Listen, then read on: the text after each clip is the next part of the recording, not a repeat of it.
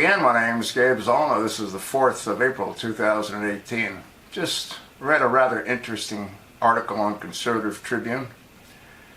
It sort of answers a lot of questions that people need answers to, and that is your ability to protect yourself through the Second Amendment. I don't know if you know this, folks, but to get a concealed carry is very difficult in California. Watch, this is the title, watch liberal media horrified as YouTube witness goes off script. The man went off the media script, but he was speaking for millions. In the immediate aftermath of any catastrophe, initial witness accounts are almost always distorted. Perceptions skewed by panic end up being corrected when the smoke clears, like in 9/11. But the words of one witness present during Tuesday's shooting at YouTube's headquarters in San Bruno, California, were true at the moment he spoke them, as gun grabbers and the mainstream media had to be horrified. The moment came when an identified man told KTVU reporter what was going through his mind as the crime took place.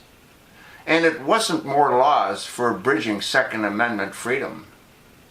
It was a desperate wish that he had the means to defend himself in his hands at that moment. It wasn't what the potline the media had been pushing since the February 14th shooting at Marjorie Stoneman Douglas in Parkland, Florida. It wasn't David Hogg and the other sudden celebrity survivors being used to unleash a wave of anti-gun hysteria, but it was exactly what most Americans can relate to. There's an embedded video where you actually hear him say it. Quote, "I didn't have a gun on me, but I wish I did," end of quote. Tuesday's shooting left 3 victims wounded and a woman identified as San Diego resident Nashim Najafi Agdam dead of a self-inflicted gunshot, according to ABC News. After an event like this, the media, quote, narrative, end of quote, is supposed to include weeping witnesses, preferably outraged that the United States is a free country where citizens are allowed to arm themselves. Reporters are supposed to find victims rallying about how it was all the fault of the Republicans and the NRA that anyone had a gun besides the police, the military, and numerous security agencies under control of the federal government that maintain armies of their own. Those armies of their own are to protect those worthless elected officials, by the way. That will lead to yet another hand-wringing coverage, anti-gun town hall meetings, and yet another wave of anti-gun hysteria liberals hope will sweep Democrats into power in November.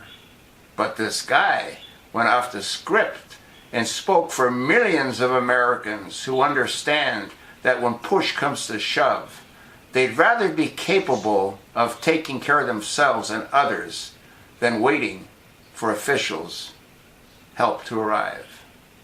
You know how long it takes when you make a 911 call before there's police response? Well, it takes a whole lot longer than it takes my 45. Folks, by the time they come to investigate the scene of a crime.